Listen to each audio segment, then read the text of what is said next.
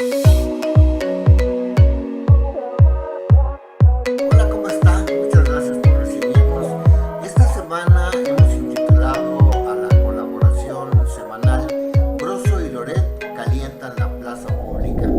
Pero antes de entrar en materia, quisiera agradecer a Los Ángeles Press, ya que tuve la oportunidad de estar en la residencia oficial de Los Pinos, conduciendo uno de los programas de la serie La Música con el Puño en Alto, que esta vez dedicamos a el movimiento estudiantil del CEU, allá por los años 80. Y bueno, en ese espacio de conversación, Gabino Palomares decía que se sentía una vibra muy pesada, que incluso le comentan las policías que aparecen fantasmas por esa residencia, y yo no me lo tomé muy en serio, yo no creo mucho en eso de los fantasmas, pero sí recordé que ahí se tomaron decisiones criminales muy importantes. Sabemos, se ha documentado, que mientras ocurría el halconazo en Ribera de San Cosme, Luis Echeverría estaba atendiendo una reunión sobre aguas o sobre suministro de agua, algo así, y que se levantaba de cuando en cuando para recibir información de cómo los halcones estaban masacrando a jóvenes estudiantes, y después le echó la culpa de todo al departamento del Distrito Federal, pero hay testigos que vieron a Echeverría cómo dirigía las operaciones, y tampoco podemos ignorar todas las pruebas o testimonios que existen en torno a que desde ahí se ordenó el asesinato de Luis Donaldo Colosio. Hemos recabado muchos testimonios, nada más por mencionarle uno. Le recuerdo el de Jaime Martínez Veloz, quien estaba en la comitiva de Luis Donaldo Colosio, y le dijeron que se fuera de paseo, que se fuera a hacer algunas compras en el otro lado de la frontera mexicana, y pues en eso ocurrió el asesinato. También tenemos el testimonio de Mario Reichi, del que hemos hablado aquí en Los Ángeles Press, quien nos dice que desde su casa trabajaba uno de los operadores de Carlos Salinas de Gortari o de Raúl Salinas de Gortari, y que ahí mismo pues él se pudo enterar que estaba perfectamente enterada la presidencia de la República. Por eso pues esta sensación de poder platicar de estas cosas en la residencia oficial de Los Pinos fue algo pues muy emocionante, algo histórico, narrar los crímenes perpetrados en Los Pinos desde la residencia oficial de Los Pinos. Claro, esto no sería posible si esto no se hubiera convertido en un museo. Pero vamos ya al tema que nos ocupa, que es el de por qué considero que Broso y Loret calientan la plaza pública. Mire usted, tengo el concepto, como periodista e historiador en continua formación, de que la división social solo provoca lo que el refrán popular denomina a río revuelto ganancia de pescadores. Entre otras cosas, con frecuencia me llega a la mente la invasión de 1847. En esa guerra a la que llevó Santana al ejército mexicano, no contó con la colaboración del gobierno de Zacatecas, que era el que tenía el ejército mejor pertrechado del país. Esto pudo haber provocado la pérdida de 2 millones de kilómetros cuadrados. Luego viene la guerra de Reforma. ¿Quién la provoca? La jerarquía de la Iglesia Católica y hasta un hijo de José María Morelos, quienes pensaban que los mexicanos no teníamos capacidad de gobernarnos, y se van a Francia y piden un príncipe extranjero, que finalmente sabemos que fue Maximiliano. O cuando Victoriano Huerta, que yo podría decir que es un ancestro indirecto de Pinochet, por lo menos en los golpes de Estado patrocinados desde Estados Unidos, asesinó brutalmente a Francisco Madero, a su hermano Indalecio en otra acción, y a Pino Suárez, en el caso del presidente y el vicepresidente, cuando eran conducidos al penal de Lecumberri.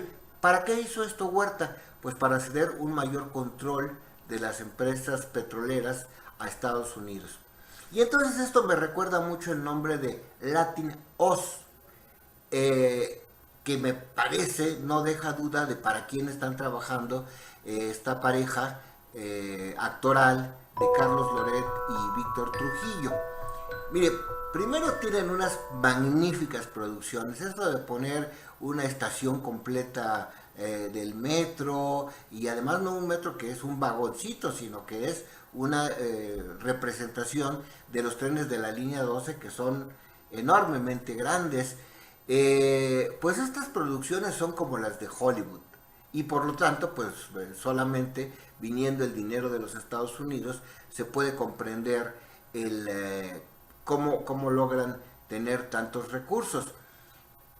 Y estas empresas de los United States me recuerdan a su vez a la United Fruits o frutas, las frutas unidas sería la traducción en español, porque esta empresa trabajó en Honduras, donde fabricaba bananas, en Salvador y Guatemala, y para lograr esto pues tenían a sus órdenes a grupos de paramilitares que les patrocinaba la CIA.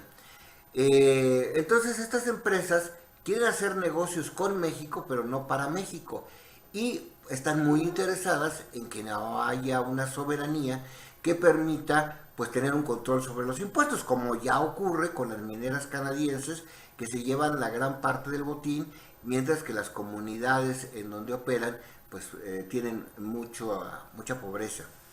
El infotainment, según Wikipedia, que es para mí una enciclopedia virtual sin fines lucrativos indispensable, es definido por el infotainment como un neologismo anglosajón de los términos information y entertainment, que alude a la tendencia periodística sensacionalista de representar la realidad en clave espectacular en cualquier medio de comunicación.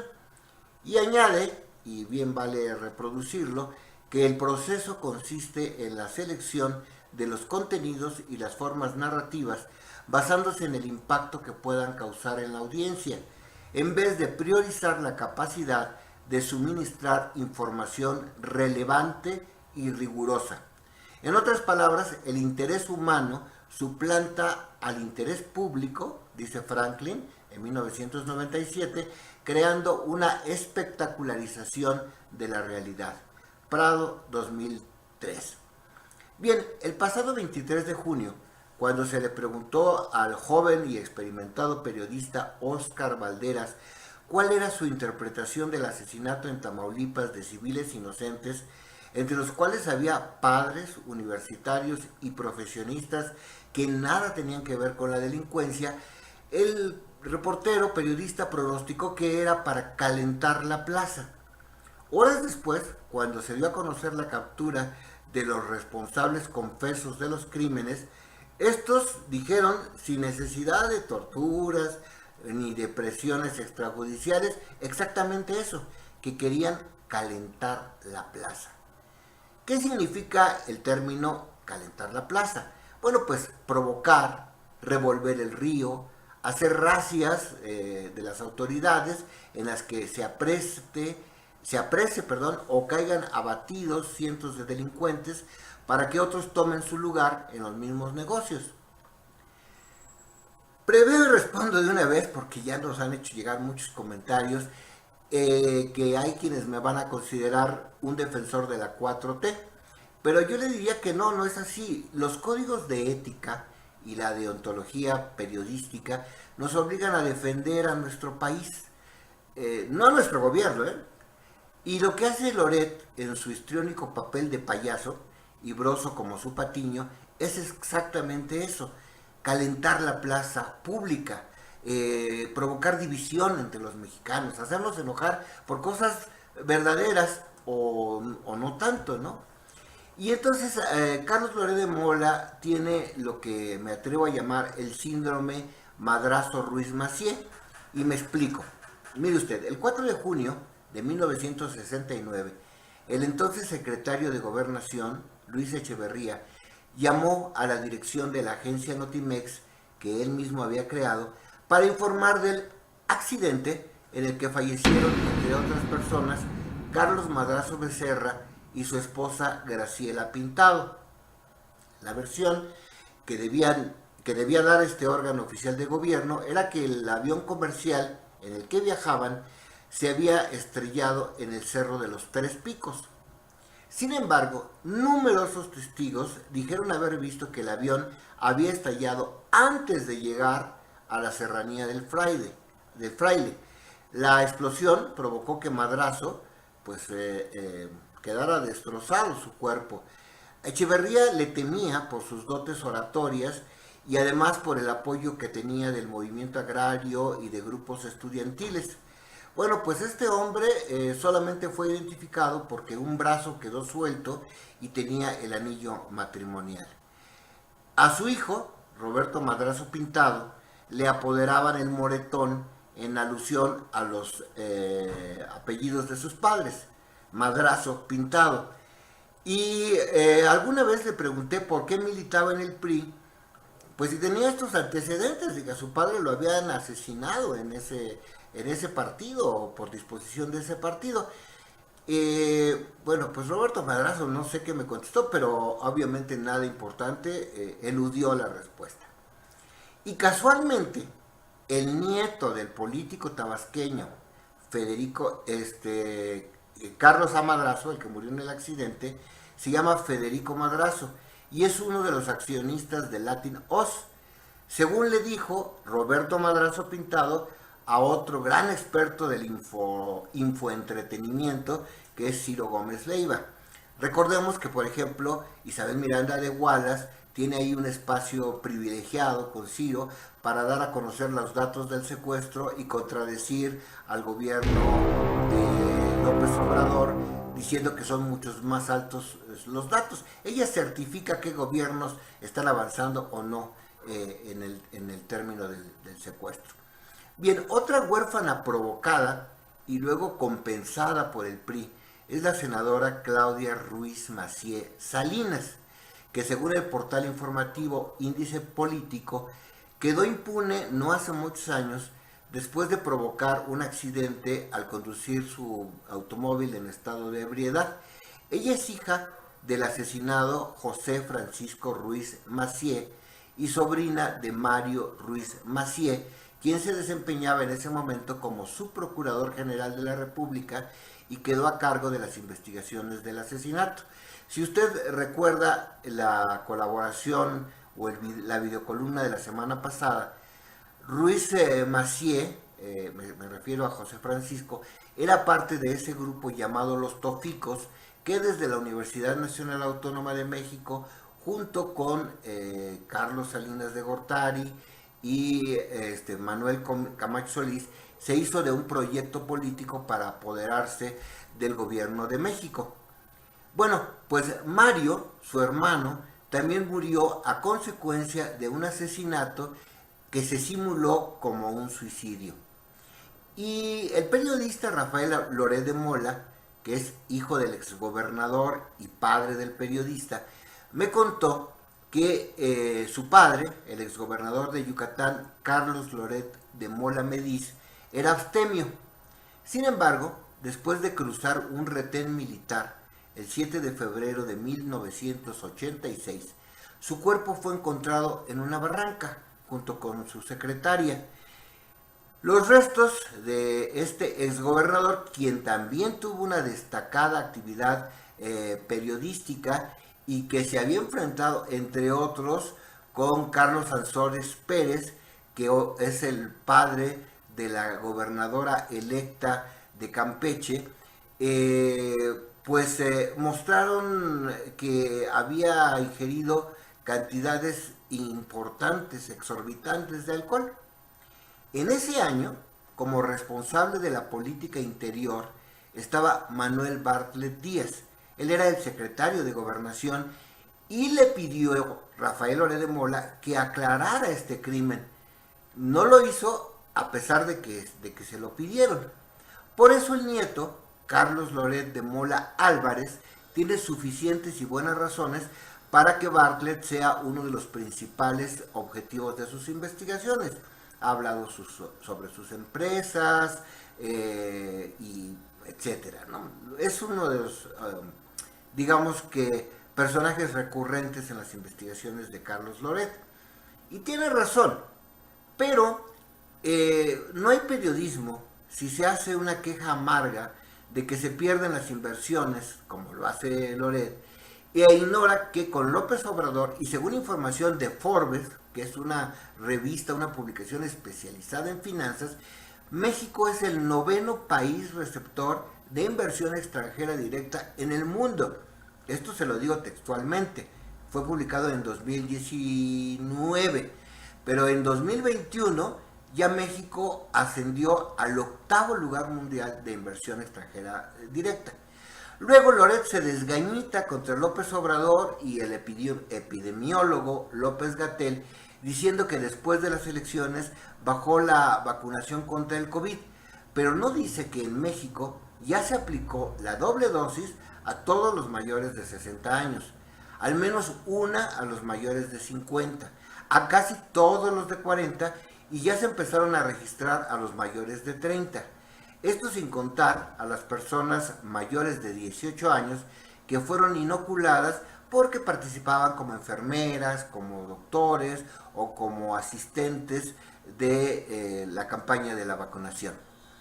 Bueno, pues para medir esto con datos que no son de México sino internacionales, al 24 de junio de 2021, México es el primer lugar de Latinoamérica por el número de vacunas administradas, más de 41 millones.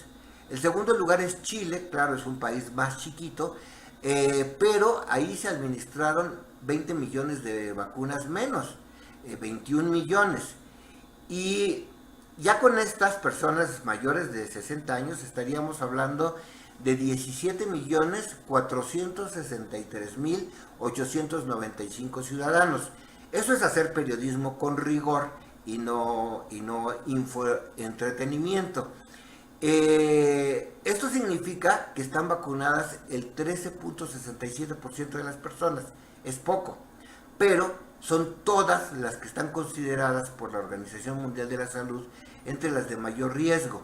Esta es una proeza si consideramos que México es un país con tremendas desigualdades sociales y que hasta el 40% de la población no tiene ingresos suficientes para comprar una canasta básica de alimentos.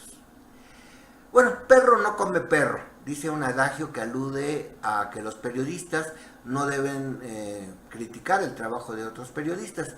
Sin embargo, el documentalista Michael Moore dijo exactamente lo contrario, porque el interés de una nación está por encima del de sus políticos, y bueno, pues él pudo demostrar que George Bush había inventado cantidad de cosas para provocar guerras en las que murieron millones de personas. Michael Moore también tenía un programa de televisión que se llamaba The Awful Truth, o La Horrible Verdad, y pues decía, las horribles verdades también tienen que decirse porque los intereses ciudadanos son superiores a los del llamado cuarto poder y a cualquiera de los otros tres poderes que hay en general en el mundo, que son el ejecutivo, que encabeza el presidente, el legislativo y el judicial. Por cierto, pues en México seguimos teniendo en la 4T uno de los poderes más corruptos del mundo en representación del poder judicial. Bueno, pues ya se nos termina el tiempo, así que solamente le voy a dar, como acostumbro, 2 bitácoras suplementarias. Uno, pues sigue pendiente el análisis sobre responsabilidades del derrumbe de la línea 12 del metro. Nos ganaron otros acontecimientos, lo vamos a hacer, pero sí podemos anticiparle que aunque ahí fallecieron 26 personas después de su inauguración en 2012, y es una tragedia, bueno, sin embargo, comparemos los costos en vidas de si no se hubieran hecho. Nada más por atropellamiento en la avenida México-Tláhuac, antes de la construcción de la línea 12 del metro, morían docenas de personas. Y la bitácora suplementaria número 2, Tras el despido de Irma Heréndira Salas Sandoval, vendrán renuncias y reacomodos en el gabinete de López Obrador que se anunciarán a más tarde en los primeros días de julio. Esto lo pronostica el colega Manuel López San Martín. Y hay información adicional y análisis que nos permiten considerar que este joven colega está en lo correcto. Ya le mantendremos informado aquí en este canal, al que le agradecemos que se suscriba, que comparta. Cada comentario que nos llega nos ayuda a que los logaritmos de YouTube recomienden este programa, este canal, y le llegue cada vez a más personas, y esto pues nos puede permitir recursos para poder producir. Muchísimas gracias por su atención y nos encontramos la próxima semana. Los Ángeles Press, las noticias que no se escuchan en tu país.